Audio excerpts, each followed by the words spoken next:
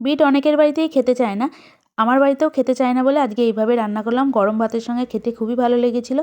তার জন্য বিটটা ভালোভাবে ধুয়ে খোসা ছাড়িয়ে নিলাম, এবার গ্রেট করে নিচ্ছি। এদিকে কড়াইয়ে জল বসিয়ে দিয়েছি, জলটা উষ্ণ গরম হওয়ার পর বিটগুলো দিয়ে হালকা ভাপ দিয়ে জলটা থেকে ছেঁকে তুলে নিচ্ছি।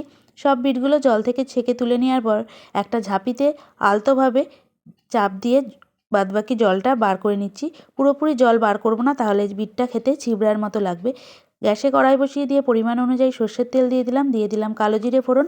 ফোড়নটা কিছুক্ষণ ভাজার পর বিটটা দিয়ে 3 থেকে 4 মিনিট মতো ভেজে নেব। এবার একটা মশলা তৈরি করে নেব। তার আগে দিয়ে দিলাম স্বাদ অনুযায়ী লবণ। সর্ষে নিয়েছি 1 চামচ, পোস্ত নিয়েছি আর স্বাদ অনুযায়ী কাঁচা লঙ্কা নিয়ে পেস্ট করে নিলাম। 3-4 মিনিট ভাজার পর এর মধ্যে দিয়ে দিলাম স্বাদ অনুযায়ী চিনি, আর যেই পোস্ত, সর্ষে আর কাঁচা লঙ্কাটা বেটে রেখেছিলাম সেটা দিয়ে খুব ভালোভাবে নাড়াচাড়া করে নিচ্ছি আরও 3 থেকে 4 মিনিট। এবার ওপর থেকে দিয়ে দিলাম নারকেল কোড়া। নারকেল কোড়া দিয়ে কিছুক্ষণ ভেজে নামিয়ে ফেললাম।